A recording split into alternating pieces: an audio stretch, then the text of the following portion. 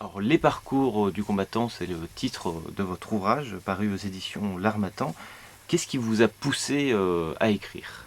Alors ça va très mal commencer, c'est parce que je déteste écrire. Je n'aime pas écrire et je crois que j'ai dû écrire à peu près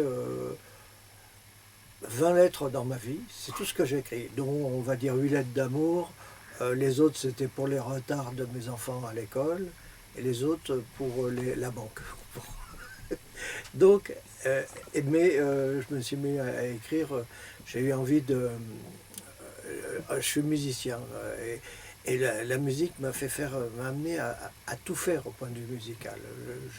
Quand j'étais tout jeune, j'étais assez, je jouais assez bien pour mon âge et ça se fait que quand je suis monté à Paris je voulais faire musicien de jazz. J'ai été sollicité par plein de gens, mais pas pour le jazz, hein, autant pour la chanson, tout ça. Finalement, je me suis retrouvé comme bassiste pour le jazz, ce qui m'a permis de jouer avec. Je n'étais pas le meilleur du tout, mais ça m'a permis de jouer avec les meilleurs, par contre, et aussi de rencontrer des chanteurs. Et j'ai eu envie de. Justement, j'ai fait les deux parallèlement, mais j'ai fait d'autres styles musicaux.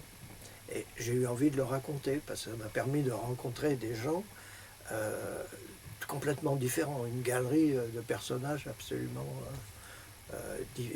diverses. J'ai eu envie de le raconter. Voilà.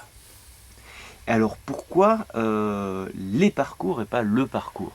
Eh ben, le parcours, ben voilà, l'expression c'est dit j'ai fait un parcours de combattant, mais généralement quand on dit j'ai fait un parcours de combattant, on arrive au bout. Et moi, j'en ai fait plusieurs, sans forcément arriver au bout de chaque. Je me suis retrouvé justement par la diversité des musiques et des gens que j'ai rencontrés pour la musique. Des Brésiliens, j'ai joué avec des Russes. Je me suis retrouvé jouer de la balalaïka alors que je ne connaissais pas du tout la musique russe, et tout ça, du jour au lendemain. Et, euh, et d'autres choses. Et aussi la chanson. Tout ça parallèlement, j'ai toujours été passionné par la chanson. J'ai pu rencontrer absolument tous les types de chanteurs, plutôt la chanson à texte. Donc, comme Jacques Cerisier, j'ai été le premier accompagnateur de Lavilliers, par exemple. Les trois quatre accords brésiliens c'est moi qui ai dû lui apprendre. Je sais pas. D'autres, j'avais un ami qui habitait rue des Écoles, qui s'appelait Marc Delouchek, et qui était un musicien russe. Un jour, il m'a dit, écoute Claude, mon bassiste part pour l'armée, est-ce que tu veux le remplacer? Moi, je connaissais que dalle à la musique russe. Voilà, je me suis retrouvé à jouer de la balalaïka et d'être le seul. Puis j'étais toujours l'émigré dans les orchestres dans lesquels je jouais. Je jouais dans un orchestre de tango. J'étais le seul qui parlait français.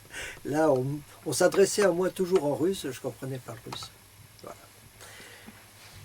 Et alors, dans ce livre un peu témoignage, à qui vous adressez-vous? À vos enfants, à tous les gens qui s'intéressent à la musique? C'est pas, c'est vraiment une histoire de rencontre, de gens que j'ai eu l'occasion de rencontrer et à qui je m'adresse. J'ai fait un peu comme si j'avais pris quelqu'un en stop ou en covoiturage. C'est plus le. Alors je me suis toujours imaginé que celui qui allait me lire, homme, que ce soit un homme, une femme, absolument, je l'ai vu, je me suis imaginé à qui je m'adressais en me disant, voilà, de temps en temps c'était quelqu'un d'un peu curieux, quelqu'un au contraire un petit peu voyeur ou un peu. Et chaque fois je pensais j'avais un personnage à qui je m'adressais un peu différent, comme si je l'avais pris en stop ou en covoiturage. Un livre de covoiturage, donc. Pas vraiment, mais si on veut.